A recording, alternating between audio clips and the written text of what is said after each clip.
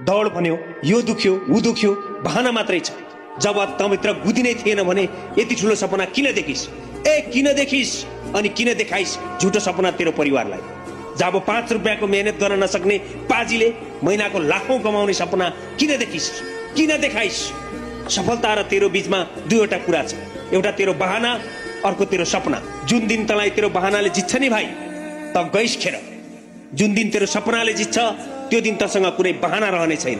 दौडने कुद्ने मेहनत गर्ने केटाको हात खुट्टा नदुखेर लुडो खेल्नेको दुख्छ, क्यारम बोर्ड खेल्नेको दुख्छ। यो दौड अनि मेहनत तैले कुनै मेडल र सिल्ड जित्नको लागि गरेको होइन, यो त तेरो जिन्दगीको लडाई हो। जुन लडाईसँग तेरो भविष्य अनि तेरो परिवारको खुसी जोडिएको छ।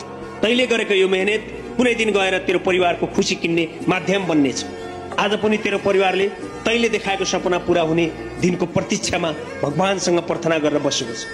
उनीहरूको सपनालाई आँखैमा बिलाउन नदे भाइ।